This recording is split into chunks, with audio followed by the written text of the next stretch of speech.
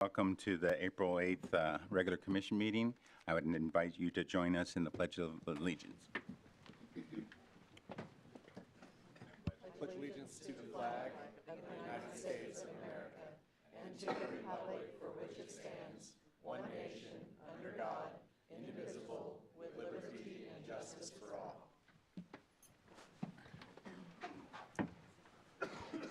All right. The first item this evening is our consent agenda.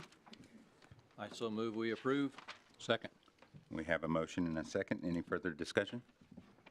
Hearing none, all those in favor say aye. Aye. Any opposed? Same sign. That motion carries. First item of our regular agenda this evening is to consider an agreement to facilitate the sale of Building V at the Newton City County Airport. Chris? Thanks, Mayor. This is Building V at the Newton City County Airport. We've had a few items with this facility over the past few months and past few years. Tonight's action is in response to an auction that was held, and just as some background for probably the audience, every property at the airport, the city and county jointly own the real estate, but certain improvements like Building V are privately owned. That was the case here. The city initially built this. It's gone through a couple owners. There's now a pending sale to Deep Blue Diamond, Inc. through an auction.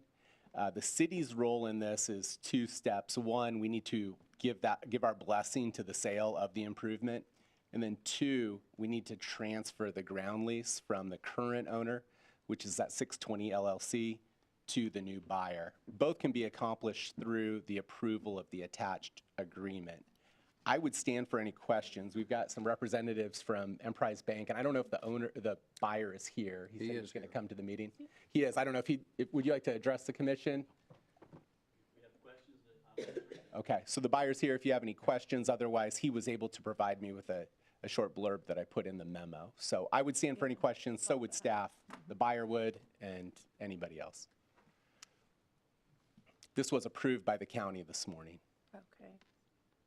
Any questions for him?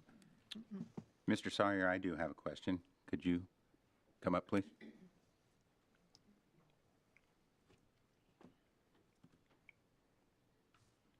How many entities do you have, facilities where Well, you produce?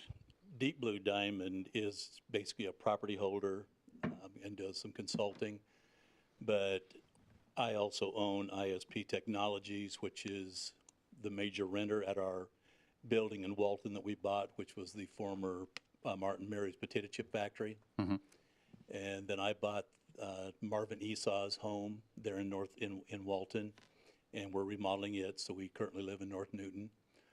And then I bought a small 15-acre piece of ground that's on the north side of the city limits there in Newton. Right. So is this the only facility where you produce would be producing? You produce it where now? We only produce here. Uh-huh. We have distribution center in Lititz, Pennsylvania, Holton, Michigan, and Huron, South Dakota. We utilize this production facility for all those areas. Right. And I guess that's Right. Well, cut to the chase. I know you had some issues with the facility in Lawrence, absolutely I did. and it's been a good 15 years or so since. It was 2010. So Yep. there was the safety issues for the employees, and then there was the community issue with regarding the waste, right? Well, yes. I mean, the safety issue with the employees was somewhat invalid, but it was a real thing. I mean, it's very unfortunate. Two people Right. died. Yes, that's a fact. I guess my question is I just want to know what assurances you can give our community that none of that would happen here, the wastewater or the runoff or pollution or anything. And I mean, that's all I want to know is ask the question. Well, and I think that that's a fair question. If you were to be out to Walton, you'd notice that we collect everything inside the building, and then we transfer it out to some tanks outside, which then is hauled off. Mm-hmm. And the gentleman that hauls it off is actually clear up in South Dakota, because the local guy that was doing it out of Sedgwick, I don't know what happened to him, but I don't know what he's out of business or what the deal is. But we have a guy that hauls it up. He has a large hog lagoon cleaning business, and he does a lot of land spreading. So the waste all is land spread. And right now, we've been accumulating the dry off-fall that we hope to, and we're planning on not only buying this building, but we had planned to put up 60,000 square feet in Walton on that property. And we're going to downsize that to approximately 40,000 square feet and utilize this as a standalone unit to do our fermentation, et cetera. But our floor plan in that addition in Walton will include being able to put in a dryer and a pelletizer to utilize the off-fall, because the product's actually good. It just needs a way to manage it. Right. I mean, I trust that you're in compliance with federal and state permitting and reporting and all of that. We actually don't have a lot of reporting to do. The ag department can come in if they want to, but they never do. Mm-hmm. And we have containment that far exceeds the minimum, because I wasn't going through that again. Right. Awesome. Any other questions? I appreciate the explanation. I was going to ask the same question, so thank you. Okay. Thank you. I just want a little bit of explanation, just real quick, of what you start with, what you're making. Okay. How it's... First how- off, the majority of our products, we buy raw materials, we blend, package, and market our own line of products. The water-soluble fertilizers is similar to Miracle-Gro. We have our own specific synergistic blends that we put together, but it's water-soluble fertilizer. The majority of the raw materials come from Europe, either Israel or Italy. And those are blended and put together. Then we have a product that's called humic acid. Now that comes from lignite, which is a soft overburden of coal on top of hard coal. Mm-hmm. And the lignite is, as most of us know, is crushed vegetation that's been under pressure for years and years and years to create coal. And there's a lot of nutrient value. We don't really know why it's a big piece of the industry, other than it really is. And we've been doing it for 30 years, but we do extract that, and that's what some of that off-fall is carbon that we would like to get back into a pelletized form to add some other nutrient to have a nice garden blend that we could dry spread. The biological products that we'll be making out here at the airport, those are basically for organic-based concepts in agriculture. The base is sugars. Sometimes it's clear liquid sugar, sometimes it's molasses, but we ferment that, and in that process we add in multiple vitamins, some hormones, because of the fact that we're using bacteria to break that down, generally yeast, multiple different types of yeast that we get from Lallemand, which is the largest yeast producer in the world. They have helped us create this digestion process, and then we break it down for fermentation. So it's like building wine. In the last 6 weeks, in preparation for adding on, I actually purchased a yogurt factory from Califia, and you guys may know the almond milk you see it down at Dillon's. Califia decided to get out of the yogurt business, and they had some really nice fermenters. And they had a type that really worked for what we needed. So I bought that, all their equipment, and it's being moved from California to here. It was in Bakersfield. And then last week I was in Detroit, Michigan. Sight unseen, last minute, I found this auction that was selling a 100-barrel brew house made by Brewcon out of Germany, one of the finest brewing operations you can buy in the world.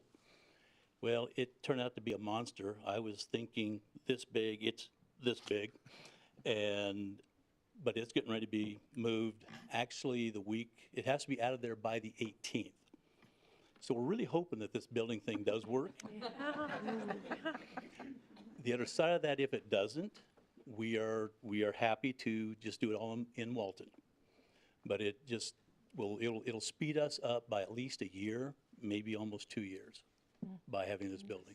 And you're going to be able to retain the equipment that's The equipment is the biggest reason for that building, because we needed the bulk storage and we didn't have it over in Walton. Right. And that's why I say it speeds us up by at least a year. Right. And then the reason that I bought it was the equipment. Goodness. Yeah. sounds very complicated and pretty awesome to see, so I think Yeah, I think it would I'd be like to- interesting I to know. see. And then I spent over an hour with Mr. Sawyer today asking lots of questions too, so I'm very comfortable with what he's doing.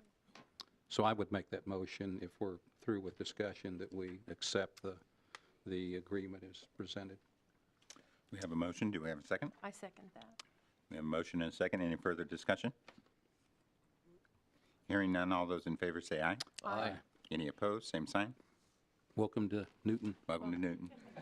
Thank you. I do want to see that brew house. Yep.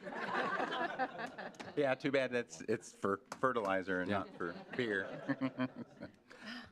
Next item this evening is Sand Creek Station Golf Course 2026 budget presentation. Justin?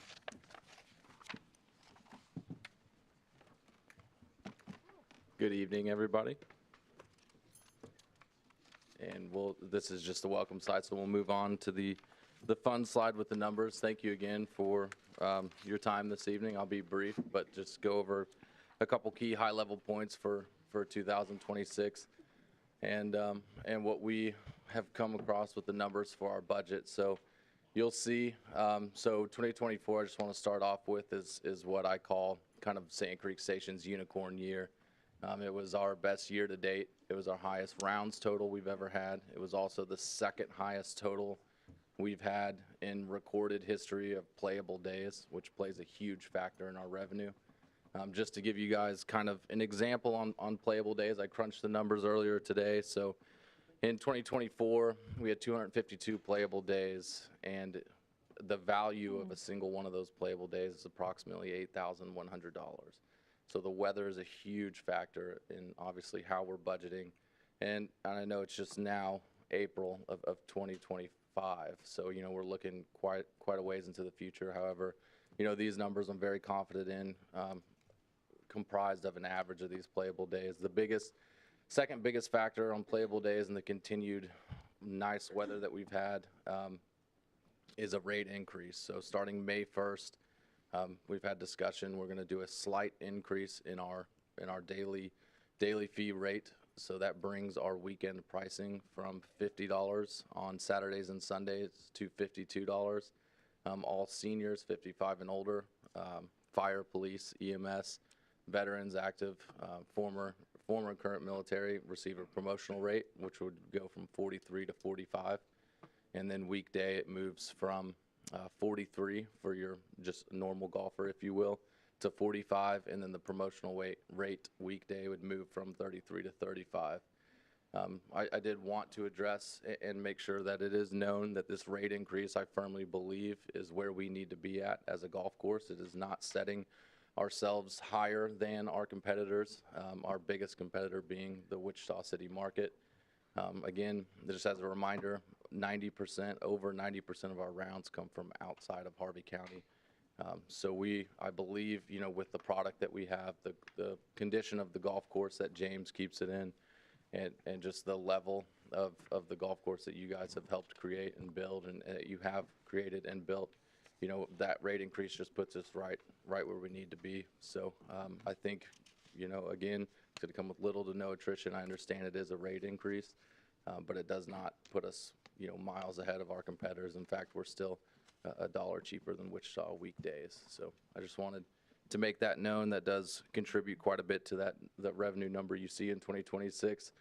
You might see in 2024, again, what I call our unicorn year, that the revenues were higher in 2024.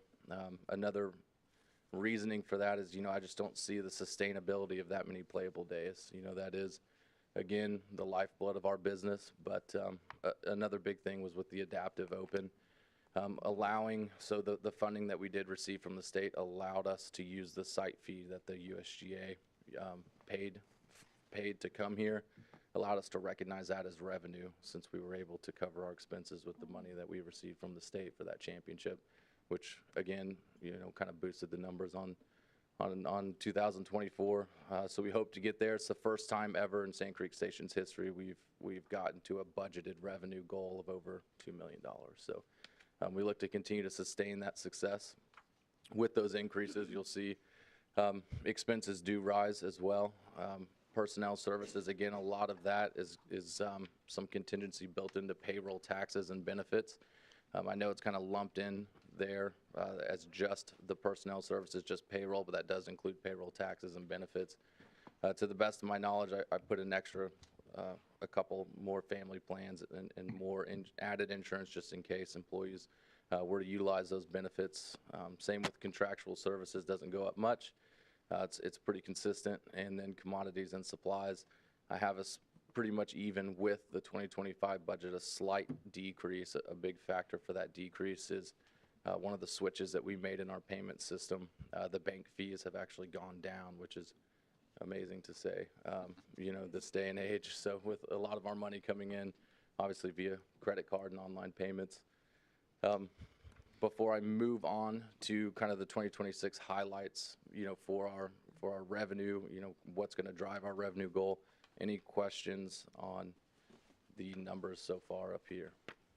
So your capital outlay numbers, they were 100,000 for this year and then 250 for next year, and I'm assuming that like moving forward for 27, because I know we need to make some upgrades out there. That's obvious, right? Some repairs and what have you, and that's all contingent on profit that you can continue to build going forward. That's correct. Thank you, Mr. Kane. Great question. How I came up with that $250,000 in capital outlay, again, that is exactly directly correlated with revenues. Provided revenues do allow us to have another very successful financial year. And that way that number is plugged into the budget, so we don't go over in expenses, and we're able to utilize some of those capital outlay funds for those projects. Again, it's kind of our safeguard, so I don't have to come back here as we've done in years past and ask for an expense raise. Again, that is directly correlated with revenues. So provided we do have a down year, especially with playable days, and it just kind of is what it is with the weather. Unfortunately, we can't control that. That capital outlay does not need to be used, so that will save on overall expenses.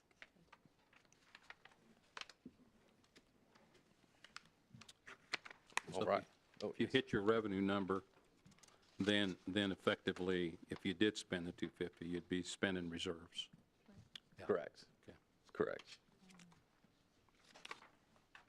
All right, so we'll just move on to the last bit of this presentation, the 2026 growth strategies. Our major ones in food and beverage is going to be continue to grow F&B revenue through our outings and events. The PACE technology, GPSs, have also proved vital in capturing revenue from golfers out on the course with the ability and ease of access to order food while they're still out on the course. It increases the efficiency in the food and beverage department. As I mentioned previously, the rate increase starting May 1st is going to play a factor in increasing our overall ADR, which is our average daily rate per round, which will increase revenues. We continue, it's not a huge revenue driver, but I do believe it's absolutely necessary for any championship level golf courses to grow player development, continue to grow our junior camps, continue to build interest in the game of golf, starting at a young age, and then even moving on to the teen, and then just lesson packages as a whole. I know I could take some golf lessons for sure, but continue to build on growing the game of golf and capture the amount of new customers there are in the golf world. Excited to announce another new golf camp coming this summer, TGA. It's a great organization out of Wichita that helps organize youth golf camps. I think that's going to be great to continue to develop and build relationships within the community. A bid proposal, so I am looking to put another bid in for the 2027 National Junior College Athletics Association National Championship. We are hosting this year's in 2025. That's coming up in a few short weeks, so quick volunteer pitch. We're still looking for volunteers. If anyone is interested, more than happy to have you out there. You will earn a free round of golf and a meal for each shift worked, but excited to be able to host some of those junior college student athletes from, interestingly enough, there's going to be a lot of international kids, so all over the world coming to Newton here in a couple weeks. You know, it'll be about 120 student athletes plus parents, so it's going to be exciting, but put another bid in for 2027. Looking to host some NCAA regional events and continue to bang the drum with the USGA. I think you guys put on a great show for the Adaptive Open we had last year, and would love to continue that partnership with the USGA. Another great news is the PGA Tour Q School. So in the past, the one that Tony Romo played in, that was the pre-stage. We're moving up, which again is a testament to the work that James does and the quality, the championship quality of the golf course. We're going to host stage 1 of that process, so it's kind of another step up, higher expectations. The golf course needs to be in better shape, and a lot to just kind of the next step up in level of competition. So very exciting. And then we continue to capture as much customer data as we can, including zip codes and email, so we can specifically target our marketing data directly to the zip codes and really kind of dive into those details and get a more accurate reading on marketing and where we need to target.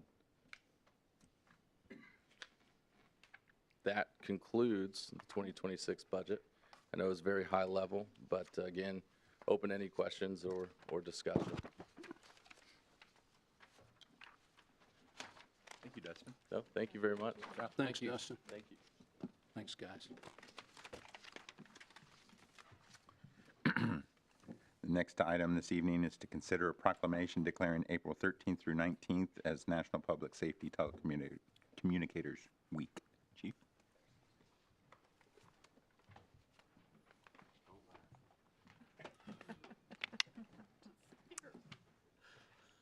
No laughing? Is that what you said? She always makes fun of Makes you nervous coming up here. Very much. Very much. Laura All right. Hardy. Good evening, everyone. Thank you very much for entertaining us, or for entertaining you, one of the two.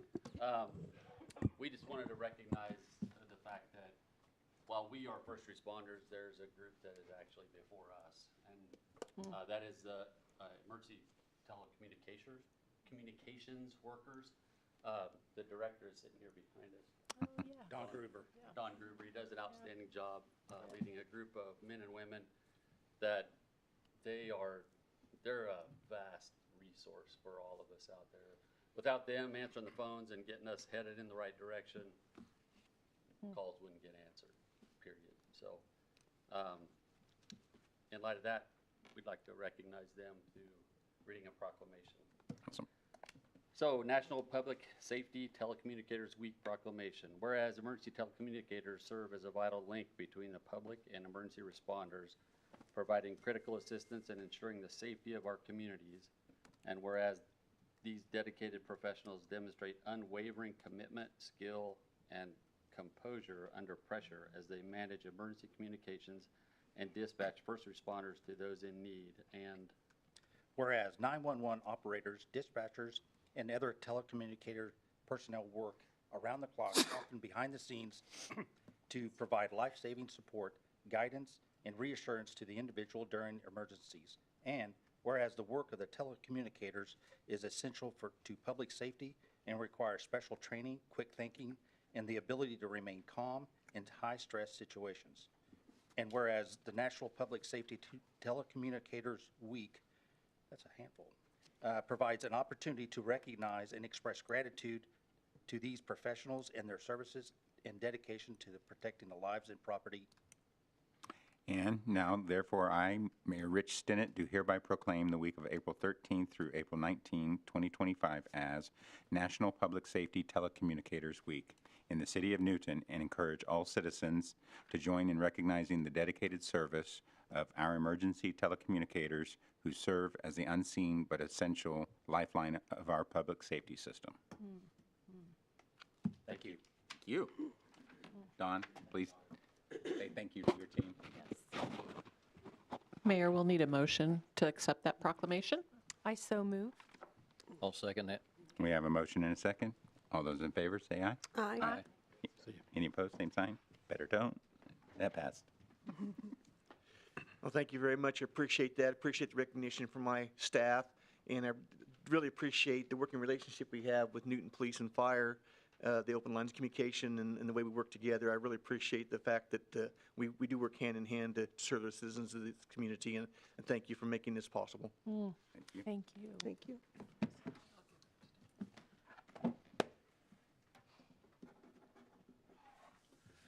Back in 2000 to 2005, I used to travel up from Wichita to work on your servers. So, back in the previous career, so. Awesome. Next item this evening is to consider a proclamation declaring April 30th, 2025 as Second Lieutenant Wyatt Hendrickson Day. Matt? Thank you very much, Mr. Mayor and Commissioners. My name again is Matt Treaster. I'm coach with the girls' high school team, and before that I coached the youth club for many years. A few weeks ago in Philadelphia, there was arguably the greatest wrestling upset in NCAA history. And it was our very own Wyatt Hendrickson that defeated the reigning Olympic gold medalist Gable Stevenson for the NCAA championship. This was just another incredible accomplishment by Wyatt in his career as a young wrestler. Wyatt is a graduate of Newton High School, the United States Air Force Academy, and is a grad student at Oklahoma State University right now. Tonight, we're asking you to approve the proclamation designating April 30th as Second Lieutenant Wyatt Hendrickson Day, and to approve for the community to host a parade in Wyatt's honor on April 30th. The plan for that day, we've been able to corral Wyatt. He's, as you can imagine, very busy. He's been on just about every sports talk show you can think of since this has happened. But he's going to give us April 30th. We're going to do the parade, if you approve, at 3:45. At 5 o'clock, we're going to have a recognition ceremony out at Newton High School for him, where he'll talk and share some of his experiences with the crowd. And it's from 7 to 10 p.m., we're going to have a meet and greet for him at the barn at Grace Hill out east of town. Mr. Mayor, we'd ask if you have the time, if you'd be willing to come out to... I'm not wrestling. You're not? No. I wouldn't ask you to wrestle Wyatt. I quit wrestling with Wyatt when he was about 8. Yeah. So that tells you where I'm at. So if you would come out, and we'd invite all the other commissioners. We see this not as a wrestling event, but it's a community event. It's a way for us to celebrate Wyatt and his incredible accomplishment. So with me tonight is Todd and Lynette Hendrickson. They are actually the mother and father of what we call Captain America. That is Wyatt's nickname in the wrestling world, and he well deserves it. So with that, I'll read the proposed proclamation. Whereas Second Lieutenant Wyatt Hendrickson, United States Air Force, also known as Captain American to his adoring fans, has demonstrated exceptional achievement as an athlete in the sport of wrestling. And whereas Second Lieutenant Wyatt Hendrickson has achieved what so very few have in athletics, an NCAA national championship, a U23 world freestyle champion, 3-time NCAA All-American, 2-time Kansas State high school champion, and the first ever Kansan to win college wrestling's prestigious Hodge Trophy. And whereas Second Lieutenant Wyatt Hendrickson's actions have had a positive impact on the lives of our citizens, of our community, and our nation as a whole. And whereas Second Lieutenant Wyatt Hendrickson's accomplishments are an inspiration to us all, young and old. Now, therefore, be it resolved that the mayor and city commissioners of Newton, Kansas do hereby proclaim April 30th, 2025 as Second Lieutenant Wyatt Hendrickson Day in honor of his outstanding achievements, dedication, and service. I second. Awesome. All those in favor say aye. Aye. Can I get an official, you want to, I so move to approve. there we go. Okay. And then do But we- it's all done until, sorry. it's not done until the paperwork's done. Does her second count? Yeah, my second count. Yeah. Sorry. All right, I thought that's what you had done. very good. How about a picture with his parents? Yeah. And you? We need to do both.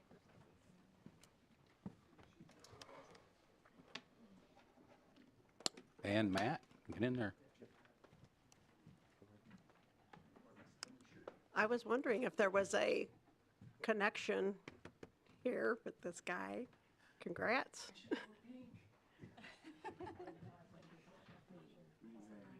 Can you guys take a step Isn't that even way? cool? That's why. There you go. Yeah. Very good. Thank you. Ready? 1, 2, 3. Thanks.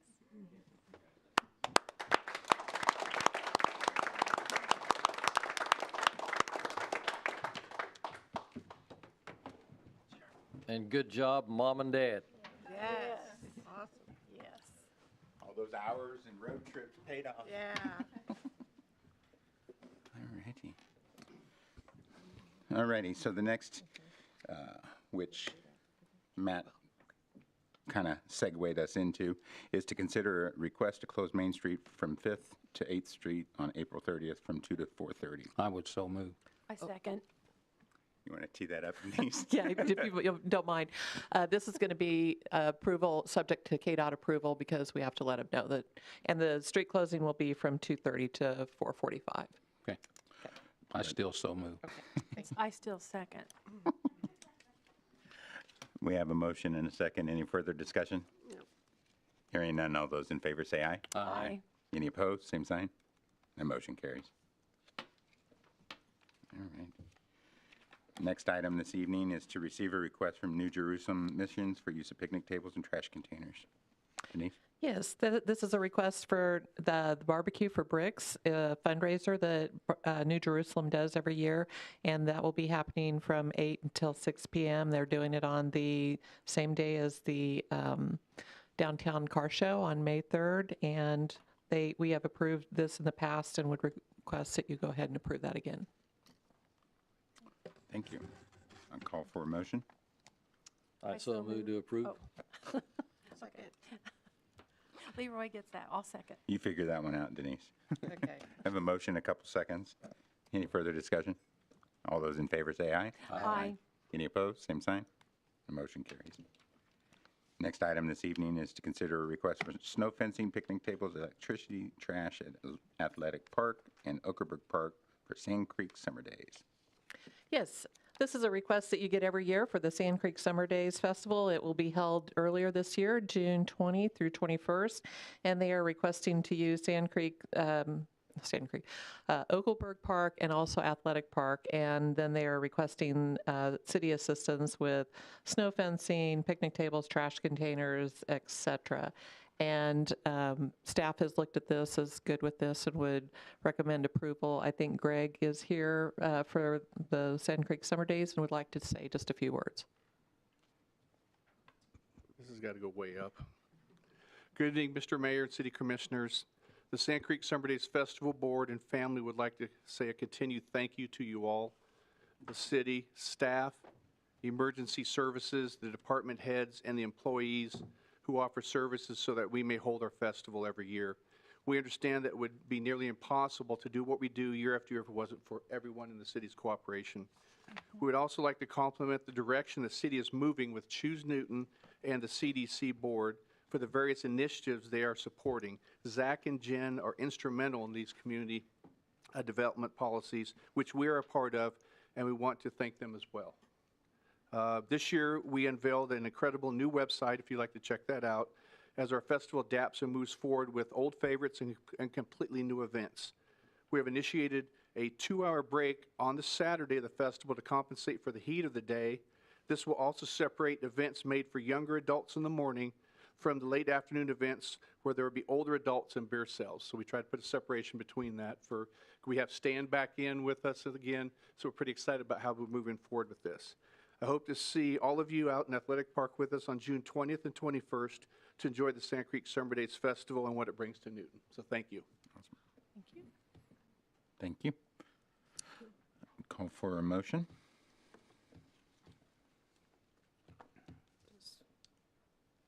I motion to consider for the request for, is it for the snow fencing? Yep.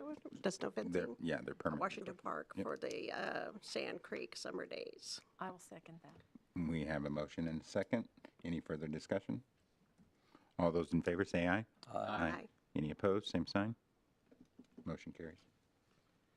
Next item, Denise, you get them Okay, all. yes.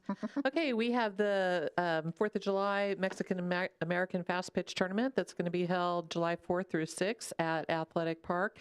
They are also using Washington Park, are requesting for snow fencing to be put up at Washington Park, along with some extra handicap parking at Athletic Park and also Washington Park. And then some picnic tables and trash containers at both of those places. And staff has reviewed this and would recommend approval. I so move that we approve. Second. We have a motion and a second. Any further discussion? All those in favor say aye. Aye. Any opposed, same sign. Motion carries. Next item this evening is to consider a request for support of Mennonite Housing's application Phase 2. Rebecca? Thank you, Mayor and Commissioners. We do have Byron Adrian and Angie with the current CEO of Mennonite Housing with us here today, so they can answer any other questions. But I'll begin the item, and then if they want to come to the podium to engage in the conversation. As you know, this project has completed only Phase 1, and then in 23 and 24, Byron Adrian, on behalf of Mennonite Housing's a project here, the Harvest Point, presented a fee waiver. Doing again so today before the 2026 budget year.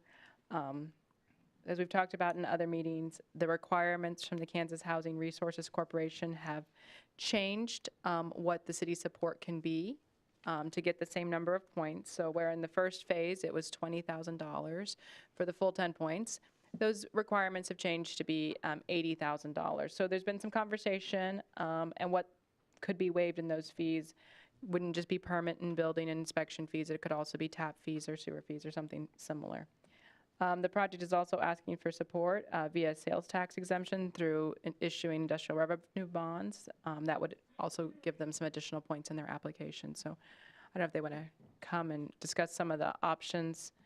Two of them that we have pieces of that I can show you would be to do a Phase 2 build that's 44 units with a fee waiver of $40,000 that would give 5 points.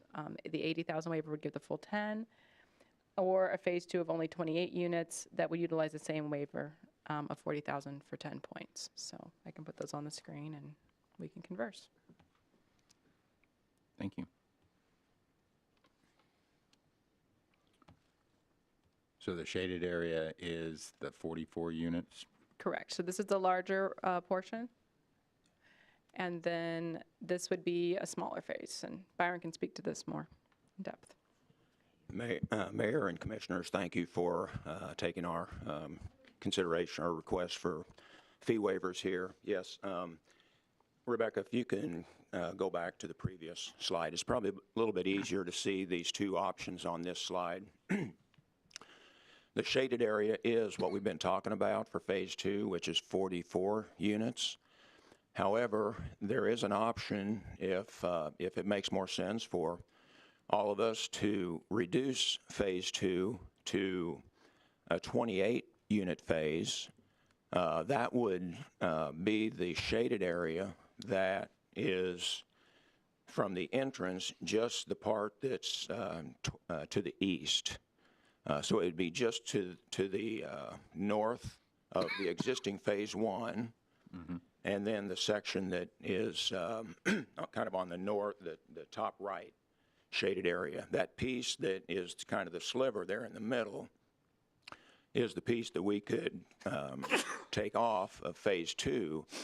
And by doing that, that gives us a chance, if there's a thought that this whole area for Harvest Point that's shown, if there's a thought that maybe that's going to be too much senior housing, we think it makes sense to slow down a little and do a smaller Phase 2 for just the 28 units. By doing that, we contain the senior housing for that area that's east of the entrance coming off of First Street. And then that leaves what is Lot 1, which is to the west of the entrance, still vacant. And if there's a thought that we might be getting close to the maximum amount of senior housing, then we could talk about doing like a general occupancy for the remainder of the project or a portion of the remainder. And by just going with the 28 units, it just slows the project down. One of the advantages of doing that is that drops the request below 30 units, and a request below 30 cuts the fee waiver request in half. So instead of needing $80,000 in fee waivers to get the maximum points, we can get the maximum points in a 28-unit Phase 2 application with just $40,000 of a commitment. So it really accomplishes a couple things. Buys us a little bit of time to research the need for senior or possibly general occupancy, and reduces the amount of the commitment that we would need right now to move ahead. And at the stage that we're at here in April, to be able to meet the deadline for submitting the application, we really would need to get a decision made here this evening on what direction you would want to go. But at Mennonite Housing, we're very open and flexible to be able to meet whatever need we feel like is out there going forward. Any questions on the options there?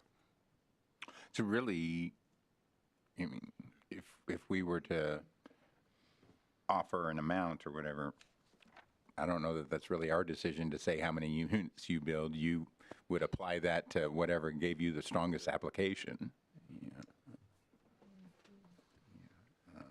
I would say to that, though, that if there is an interest on the part of the commission and city staff to engage in additional research in terms of what is the need over the next couple of years and in the future, senior versus general occupancy, we'd be very open to work with you. It's very timely because we are getting ready to do another housing study, and I think it's probably premature to say that we need all of these units to be senior and not something different. And I think that's also a reason, along with just budgetary constraints and everything, to not want to try and invest in something that maybe isn't what we need at the moment. So. And over the last couple of weeks, we've tried to understand better where the city is at in talking with Daniela and Rebecca, and they've been very good to work through that. And that's what we've been hearing is possible future housing study. And so from our standpoint, I think it makes sense to go with a smaller Phase 2 at this point in time, go with a 28-unit deal. And then let's work together in terms of how we want to finish out, again, that vacant area that's to the west of the entrance there off First Street. Yeah. Any additional discussion, recommendations? I just was going to ask about general occupancy. Can you just be a little bit Sure. more descriptive? Yeah. General occupancy, what I'm talking about is there's no age restriction. So with the seniors, that would be, again, everything to the east of the entrance. The requirement is that their age has to be 55 and older to qualify. And everything that fits within a low-income housing tax credit project, there's an income requirement. That would still be there. So the income requirement would be the same for the entire area. It's just that there would be no age restriction in terms of the general, what we call now general occupancy. Are the units currently restricted to number of people per unit? There's a maximum number that can live there based on the number of units. Phase 1 is 1 and 2 bedrooms split 50-50, and that's what Phase 2 would be also. So roughly, 2 per bedroom. That kind of thing is the max. Okay. I know one of the thoughts when this originally kicked off was there was this hope that seniors would be moving out of homes and then moving into these that would make their homes available. And I don't think that's really panned out the way that we thought. That's correct. It has not. Yeah. We haven't seen homeowners selling houses, moving out, freeing those up. We've seen more of other renters moving into these. Right. About 32% of them, I think, is what I saw came Yeah, from coming within the community. That's correct, yes. And that's consistent with both the existing residents and also what we're seeing in the current wait list, that kind of a percent, a little under half. I know staff kind of did some research and shared that there were some out-of-state relocates, but they were relocating to be near family and such. So it's not like they're out on a list somewhere going, let's move to Kansas. So if you do the 28, how much would you need for that, just that amount? If we did the 28-unit option, then we'd be requesting a $40,000 fee waiver. That gives us the maximum points in the application. If you decided to cut that in half and go 20,000, then we get half as many points. The scoring looks like with 40,000 commitment that it would score in an area where over the last couple of years that would have been approved. That's no guarantee that it'll be approved this year because that varies based on all the applications that come in. A $20,000 commitment would have brought it in just a little under what was approved the last couple years. Again, I can't commit to how that's going to work this year. That just gives you a little bit of a benchmark. So we're obviously interested in getting the maximum amount of points. That's always our job, is to try to put in the best application we can and give the community the best opportunity to get the development. How would that math? You're asking about what we would utilize to create the $40,000 in fee waivers? Yep. I'm actually going to toss that one back to Donna because she's the one that came Put up it with that together. number. Mostly that would cover the permits. So We it's not- wouldn't be out of pocket money-wise by paying for meters or anything like we'd have to if we would have went with the 80,000. Mhm. And we have them on the shelf already? Yeah. The permits or the meters? Meter. No, well, they're ordering some all the time. Okay. So, yeah. Well, I mean, that was kind of my concern was, we don't know what meters are going to cost a year from now. Right. They just put a big order in for half of what we're budgeting for Okay. to get kind of ahead of the curve, so, So it's not us writing a check. no, Okay. no. Would there be a transfer from economic development to general fund in Yes, that line? that's what we usually do for those permit fees. Okay. So We'd we have would- to get your approval, of course, but that's what we usually do. So we would stay whole. So this Yeah. would not be this would not be paid with property tax dollars, it would be paid with sales tax dollars. Right. Exactly. And keep in mind, 68% were new residents to the community paying sales tax in the community. Yeah. Always a good deal. Thoughts? Well, I think it makes sense to do the 40,000 and let them do the 28 units, or if they want to, if you think you can do all of the units and still get enough points with the 40, I would leave that up to you guys. I think we're leaning towards the 28 unit. I think that fits in well with what we're hearing from staff, probably from commission also, in terms of let's slow down a little bit and understand really what the need is so we can meet that the best. Well, we'll have that housing study, within 6 months or so? That's a great question. We have not discussed when we're kicking it off, but we would like to kick it off in the next quarter or two. I mean, just this year, absolutely. Before you come back to us again. Yes, we would like to kick it off before you. Very Unless you good. come back very quickly. We'll wait. We'll wait. We'll wait. We want to see that too. We want to do what's best for the community, and so we want to get that information. So you need head nods, a motion, what do you need? So you I would need- make, And in that motion, if you do want us to make that transfer to reimburse ourselves from economic development, we'll need that in the motion as well. I would make the motion that we approve the 40,000 and reimburse ourselves at the appropriate time out of the sales tax money, economic development sales tax money. I second that. We have a motion and a second. Do we have any further discussion? Aye. No. All those in favor say aye. Aye. Aye. Any opposed? Same sign. Get out the hammer. Motion carries. Thank you. Byron, quick question. Does the sales tax commitment need to come now? Does not need to come now. We're working with Sarah at Gilmore Bell. She should be working on that a resolution to provide, and we're hopeful that we'll be able to have that to the commission on the 22nd. All right, thank you. Okay. Thank you, Commissioners. Thank you. Next item this evening is to consider the CC CLIP grant agreement with KDOT. Ed? Yes, thank you, Commissioners. This is the grant agreement that we have with KDOT to complete the work on K-15. And this money would be, once we receive it, it would be banked for the 2026 budget.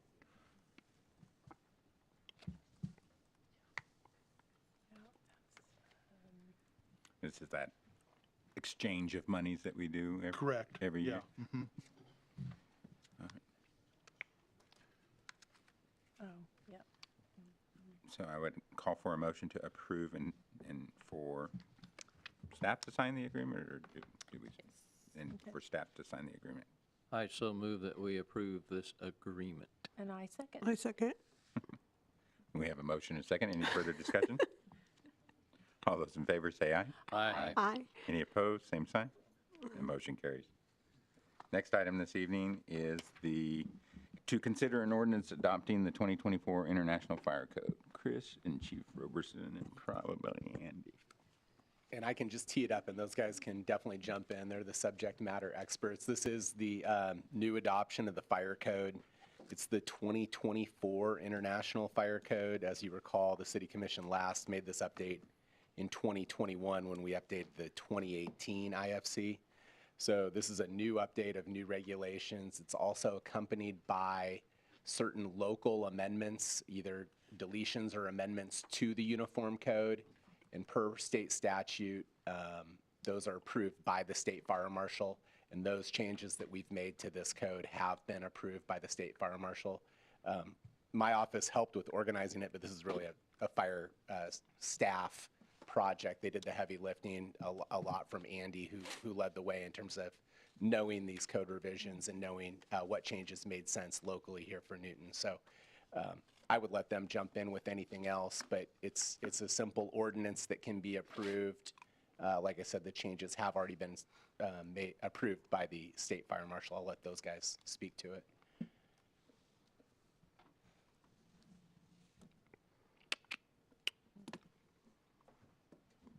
Bueller.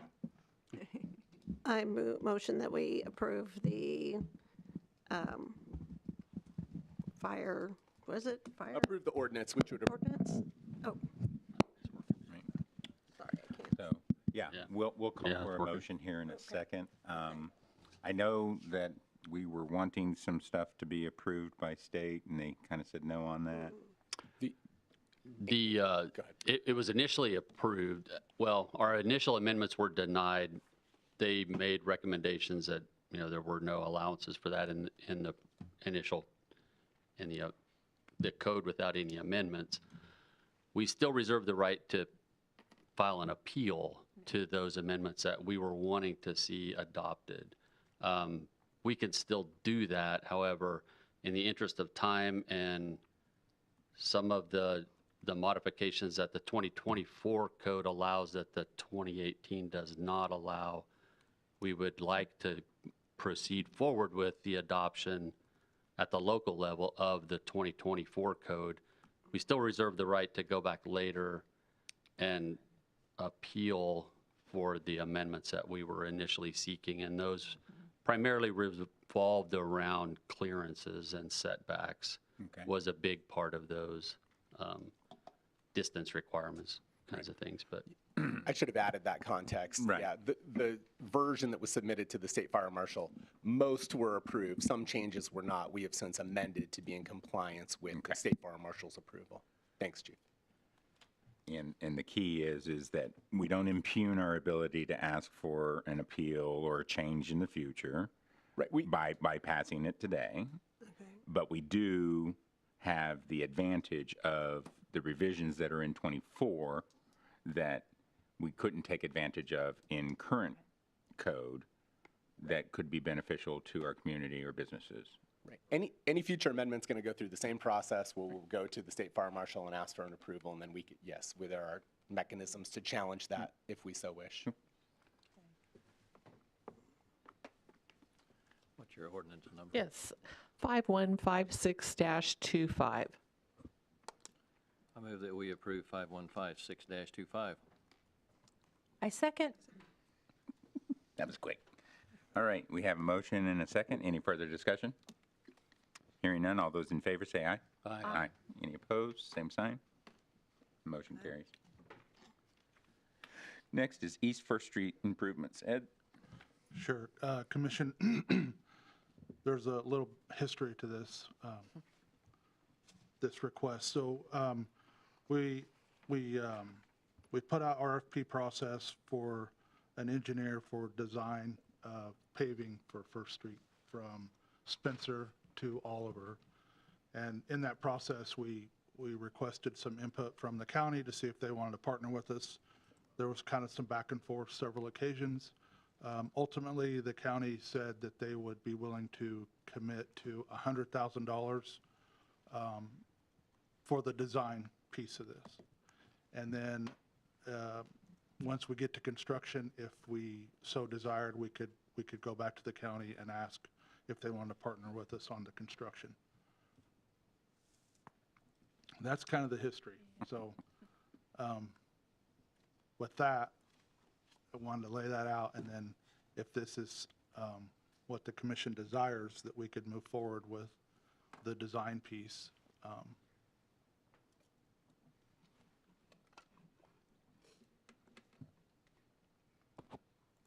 Anyone?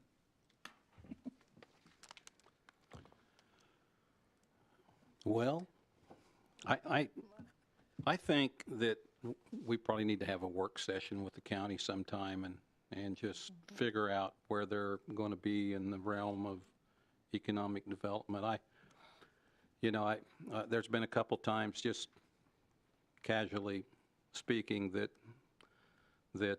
I feel like if they're not able to contribute to economic development, when somebody has to do it, so the city has to step up every time in order to make things work, that if they don't have the money to contribute or are unwilling to budget to contribute to economic development, then maybe we ought to consider going to them and asking if they would contract with us in some type of an agreement that allows us to have all of the tax revenue when it starts coming onto the rolls, to reimburse ourselves for our out-of-pocket before they start receiving the benefit of additional taxes.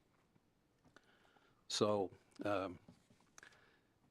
it's almost like I would like to feel more like it's a partnership between us and them doing economic development together, and it's more like I don't want to say we have to drag them along, but maybe they need to know more about what's going on and feel more a part of what it is we're doing, the planning process, the actual spending of the dollars to make things work. They're part of the making the commitment to the people coming here for economic development when we have agreements with them, but they never seem to want to enter into the financial arrangement that's required to live up to the agreement that we have. And maybe that's just a lack of experience or a lack of communication or whatever. But if they don't have the money to budget to do their part of it, then at least we should get all the tax revenue to reimburse ourselves for the cost of the project, their tax revenue and our tax revenue. Maybe something like that would work. I very much agree with that concept. And Chris, have you put any more thought into if there's any way structurally or legally to back that up or enforce that idea? Yeah, to pay ourselves off over time if we have to do all the upfront costs? I'm sure if the two parties can come together to an agreement, I'm sure confident we could figure out the mechanics of it. So, yeah, I agree. I think with the work session to have that discussion, but I don't see any necessarily legal hurdles on this early stage. I'm sure if the two parties would come together with some agreement deemed fair by both, we could make it happen. Yeah. Yeah, was disappointed that the buy-in was only 100,000. I mean, the phase two, the other half of it would, that 100,000 is about 87,000 short of that second phase, you Yeah. know? So, Can you clarify again what would have been the full half of the design phase if they would have paid, if they would have went in at half? Okay, so as part of the discussion back and forth, they requested that we split this in two phases, right? And with that being said, then if we went with option one, which would be designing the full thing, would be $475,000. If we went with option two, which is what they requested we come back with, not necessarily come back with option two, but come back with another idea on how we can make this work, then that would escalate the cost to $525,000. So phase one does the whole design. Option one, I should say. Option one does a whole design. And inside option one, we would still probably do the construction in phases. But we'd want to wait and see how the design went and where we were at. So does that help? I don't know if I Yes, explained yes, it. it does. I knew we talked about that, but I couldn't remember the numbers. Then I will add my disappointment and my agreement. You're right. I mean, they have just as much, to be involved with as far as industry coming, businesses.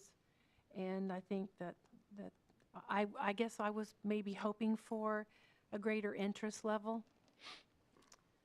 And maybe less appeasement.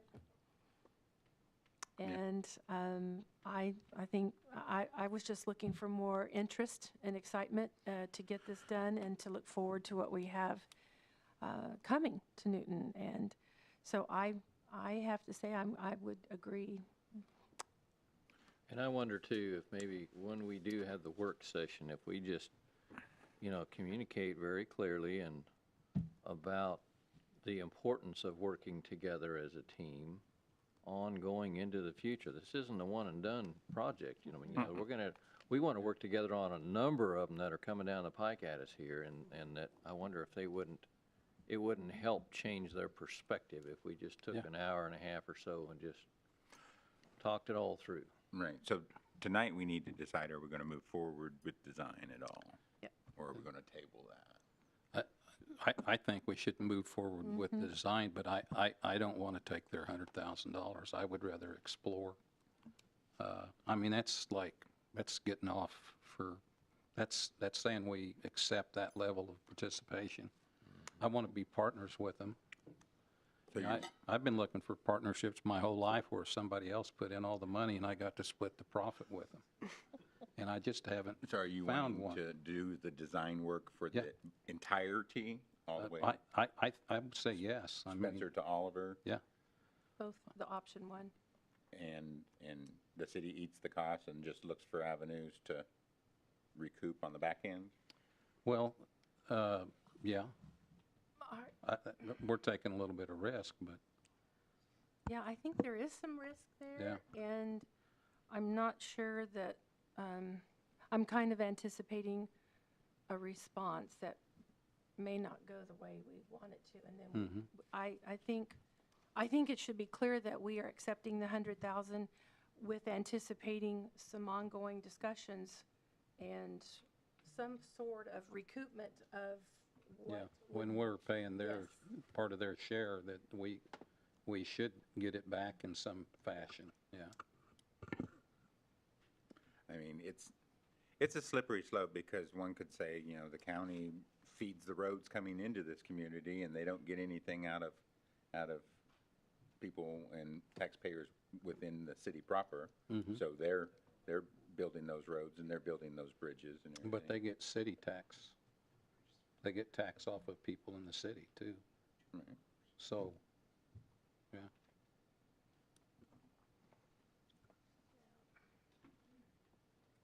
I would just say we take that I could go either way. while we have it, but with the intention that, We need to send them the proper message yes. if we do. Yes.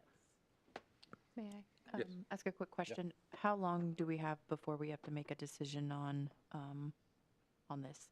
Because what we could do is table this, ask for a work session, and then maybe punt this off for 2 or 4 more weeks.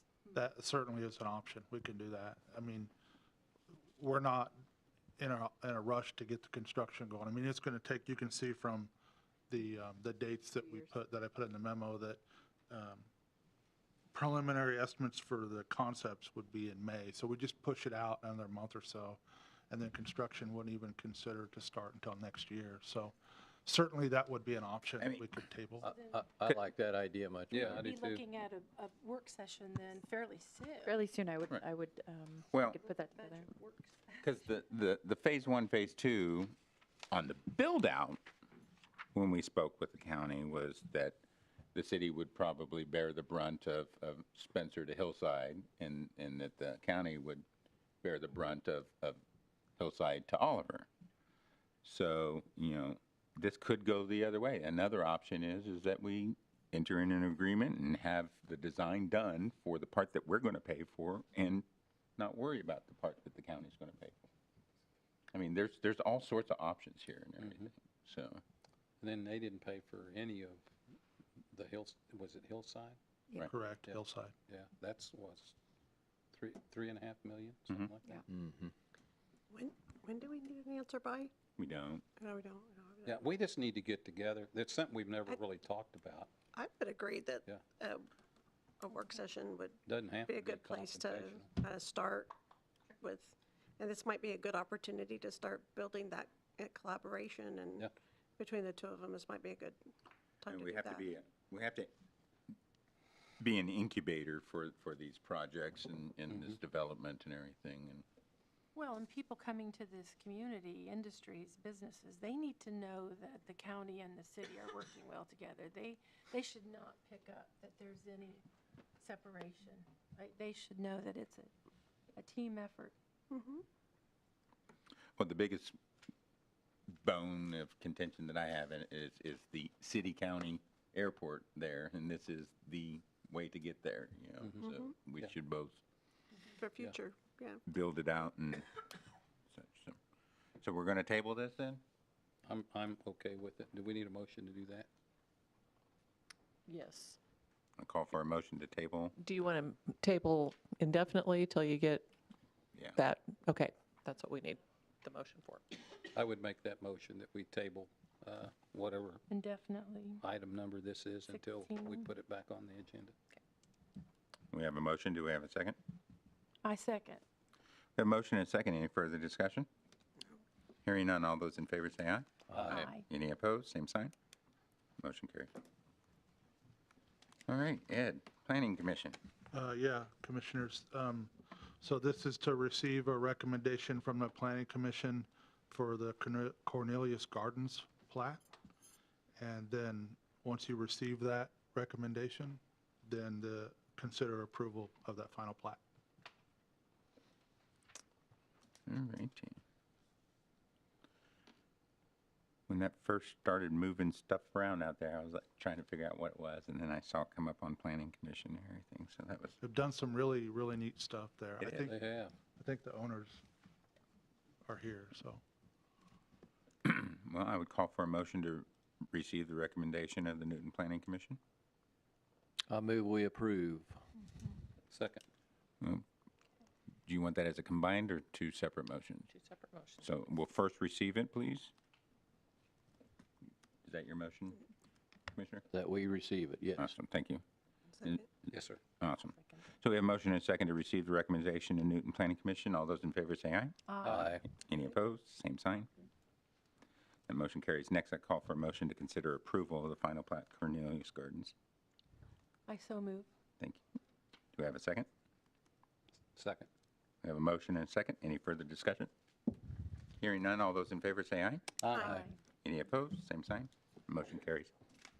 Thank you. Thank you for building a Newton. Yes? Yes? It's not about that. I was listening to your discussion about the county and the city. I was born here and raised here, and I just want to say, I think it's really important that at a certain time in your life, you really recognize the importance of a community. And I'm talking the actual physical community, but also the people, the citizens. And this project really was a way for my husband and I to say thank you. Well, So I want you to be aware of that as commissioners. yeah. Because I think it's important that we invest in the city that did something for us. You know, they educated us, they raised us, they nurtured us. We got our jobs, we got our businesses, et cetera, et cetera. And somebody actually was there at the beginning, so thank you. Thank you. Thank you. And you moved here from Liberal, did I hear? Well, no. Uh-oh. My husband drugged me to Liberal from Oh, Newton. heavens. I'm coming back. I was a partner in a CPA firm. Oh, there. which one? Godfrey and Hay. Oh, yes. That's Hay, Rice, and Associates, yeah. Thank you. Thank you. Next item this evening is to receive an update on the RFP selection process for the city comprehensive plan. Rebecca? This is just a really quick update to keep everybody in the loop. If you've been following the Planning Commission's activities, in May of '24, they did a pretty in-depth, multi-month review of the current comprehensive plan, Re-Newton, which goes to 2030. It was determined during that review that a lot of those items had actually already been completed. And so either that or they were ongoing or it was really time for a refresher. So in February, a request for proposals was issued to select a consultant that would work with the community to create a new comprehensive plan. Part of that RFP does take the time frame down to 10 years instead of 20 so that, you know, it seems like that's a good time for a refresher and a more modern approach to this planning. The proposals were due April 1st, and 7 were submitted to the Planning and Zoning Administrator. The Comprehensive Selection Committee is a committee of 6 members, which include the Planning and Zoning Administrator, the City Manager, myself, and then 2 members of the Planning Commission and the Mayor. So that committee has met once on Friday to begin the process of selection. They'll continue to work through that process, and we'll be back with updates, but just wanted to keep you all abreast of that. Thank you. I would tell you that economic development's starting their update of their, I don't know what we call it, but you need to know that because when these people start doing what they do, there might be some commonality there. Certainly. That's starting in the month of May. Awesome. All right, moving along. Next item is to receive bids and award the contract for 12th Street Milling and Overlay Project. Ed? Yes, we opened bids on Thursday, April 3rd. We had 2 bidders, and the low bidder was Conspect Kansas Paving for $249,024.35. We don't have any issues with their bid. Everything looked A-okay, so we would ask to receive that bid and move forward with the construction. I will say I reached out to Ed and said I need to understand these numbers because they were very low compared to the other estimate and everything, so.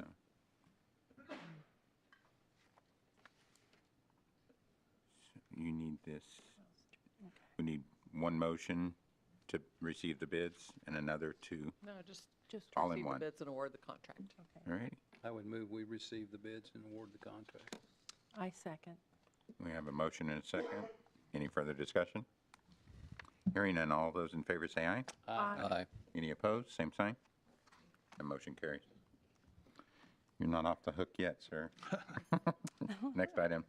Receive bids and award contract for demolition of property at 225 Boyd. Yes, again, sealed bids were opened on April 3rd. We had 1 bidder. The bid was $28,000 with Double J Services out of Wichita. And so we would entertain, approve that and move forward with the demo. That one seemed high to me, but is that kind of what we I think expect? we were kind of where, it was kind of where we were expecting. It was- Because of the remediation and, Yeah. yeah. And then there was more too than, I mean, we had to clean up the property too. So it's Right. not just a demo piece. There's some other pieces that maybe are a little bit different. That doesn't include, that's just the demo remediation and everything. Just Court adds to- would be internal costs as our attorney and his staff do their thing to put it back on. And given this project, we may consider, if should you go forward and grant this bid, you may come back with a contract that really does dial in the fine points just to make sure everyone's on the same page on this one, should you want to go forward on that. Okay. And this will come out of our demolition reserve that we have, which is about 125,000 right now. And then we'll attach this in some sort of a lien against the property. Exactly. That would be the process. You can't guarantee, obviously, that you'd get it all back, but you would hope to get some portion back. I move that we approve this demo bid. We have a motion and a second. Any further discussion? Hearing none. All those in favor say aye. Aye. Any opposed? Same sign. The motion carries. Thank you. Last item on this agenda this evening is to consider the Central Kansas Community Foundation CKCF fire agreement. Chief, Oh, and we have Greg Bontrager here also. I don't know who wants. who's going to introduce it? Maybe if Greg wants to take the podium, I can. This is just, we're bringing back the Fire EMS Foundation under the umbrella of the Central Kansas Community Foundation for the purposes of, the intent was to establish a 501c3 for donation purposes and charitable organization for community risk reduction initiatives and programs. Speaking with Daniela about that, she suggested investigating Central Kansas Community Foundation. We went and talked with them about it, and they were very gracious and willing to accept us under the umbrella, their umbrella of the 501c3. It kind of is, it's a good fit for everybody. This is very similar to the Choose Newton Foundation that was established under their same umbrella. It adds another layer of securities and transparencies for everybody involved and checks and balances. So there was a couple of questions that we wanted to be sure that we had the answers to prior to moving forward when we brought this forward about a month ago. So we're bringing this back up now that those questions have been answered. And the rules of engagement are clear now.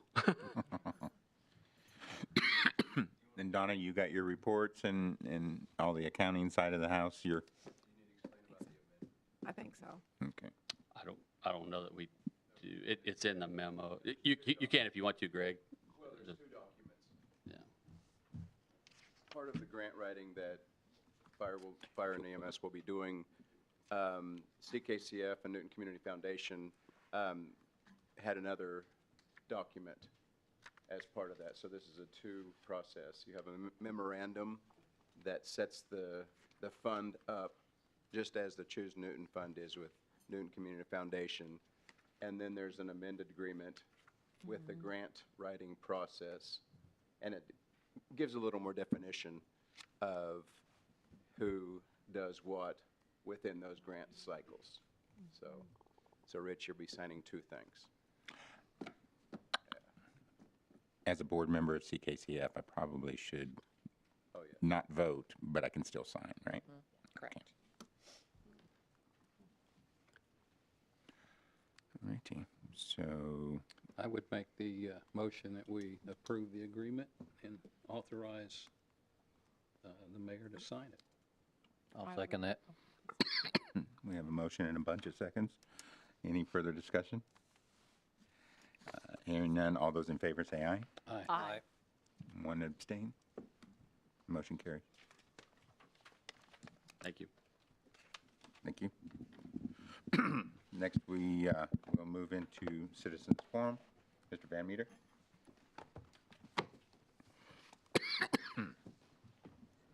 Good evening, Mayor, Commissioners. I have a couple of items I'd like to follow up on that we've discussed in the past.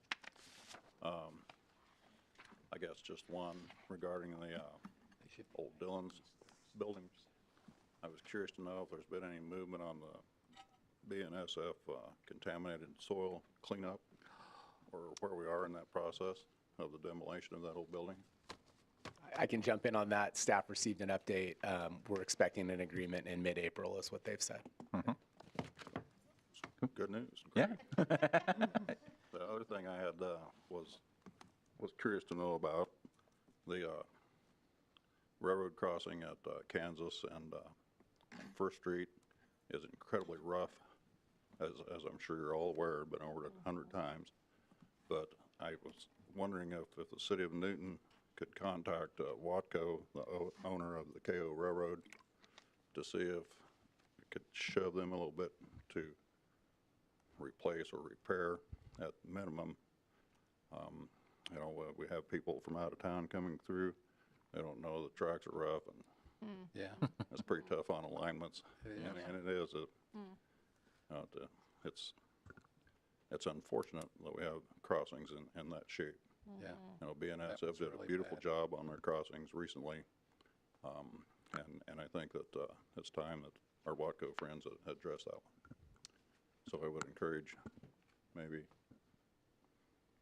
a letter at the least. You'll find the address there on the sign-in sheet and phone number, which I'm sure you have anyway, but And we have a contact at right? Yeah. Yes, we do, and we can certainly reach out. Reach out, give them a little nudge. And tell them every Another name. morning I got to hold my coffee cup like this as I go over it on my way out of town. yeah, you might add that to the letter, Mayor. But thank you so much. Thank you. Sure appreciate you guys. Shayla?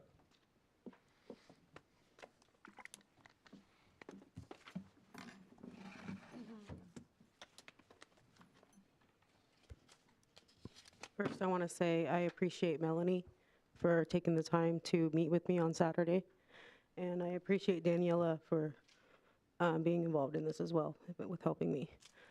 My name is Shayla Larson, and I'm here tonight to address a serious concern regarding the judicial system in Newton, particularly the misuse of taxpayer resources by the district attorney's office and the personal and financial toll that it has on me as a citizen. Over the past several months, I have been forced to attend court on 3 separate occasions for a case that was ultimately dismissed. This process not only wasted public funds, but also caused me to miss work, endure emotional distress, and face what I believe to be retaliatory threats. District Attorney Cole told me that if I did not testify in a way that aligned with the prosecution's expectations, my charges could be reinstated. From my understanding, this is both unethical and potentially illegal. From August 8th, 2024 through April 10th, 2025, I will have lost approximately $1,500 in wages due to repeated court appearances, police encounters, and related disruptions. As a single mother working 2 jobs, this loss represents a significant financial strain, equivalent to a house payment or several monthly bills. To recover, I have been working 7 days a week without a break for weeks. I doubt many sitting in this room have experienced working over 40 consecutive days between 2 jobs. This situation extends beyond my own case and points to a disturbing pattern of retaliatory behavior and mismanagement of public resources. For instance, despite having ample opportunity, the DA's office delayed subpoenaing me and my brother's case until I began requesting documentations about my own case dismissal. The timing of this feels anything but coincidental. To summarize the troubling timeline, August 8th, I was unlawfully arrested, but charges were not filed. August 28th, my boyfriend was arrested. September 4th, after I began asking questions and holding them accountable, I was suddenly served with charges. November 4th, my boyfriend was released, and December 28th and January 6th, after filing public record requests, I was followed, pulled over without cause, and harassed. February 26th, my case was dismissed, yet not without a verbal threat from the DA's office. March 24th, I requested my dismissal paperwork. March 25th, both my daughter and I were subpoenaed with documents left outside on a windy day, clearly violating delivery protocol. Furthermore, how can I be a witness to something I wasn't even present to, nor does my daughter have anything to do with my brother's charges? April 3rd, I wrote a letter to the chief judge and once again was stalked by police until I confronted them and made it clear that I knew what was happening. Now I am being forced to miss even more work, and my daughter is being pulled out of school during her junior year, just before finals, for court dates that may not even proceed. It's likely that we'll both be re-subpoenaed again, forcing us to miss even more work in school. How much public funding and resources has the DA's office already wasted on this case? How much more will they waste in the future on a case so simple? That's a question that deserves an answer, because the public deserves to know how much of our tax dollars are being squandered out of retaliation. This is not justice, this is harassment. If you don't see the pattern of retaliation here, then I must believe that you are either unaware of what's happening under your leadership, or worse, you are complicit in it. If that's the case, I urge those responsible, whether the mayor, the city manager, or anyone else, to step down. Public service is meant to protect citizens, not intimidate them. Lastly, I want to address the disrespect shown during these meetings. When I previously spoke, members of this council and city staff laughed while I was sharing deeply personal and painful experiences. That was not only unprofessional, it was downright disrespectful. These meetings are supposed to be a safe space for community members to speak freely and be heard without ridicule. I will not be silenced, and I will continue to speak up until someone in position of power takes accountability. I sincerely hope none of your loved ones that none of your loved ones ever have to endure what I have been through, because if they did, I doubt you would sit here and laugh. Please do your job with integrity or step aside for someone who will. Thank you. Can I ask you a question? You keep saying district attorney. Do you mean county attorney? No, I mean district attorney.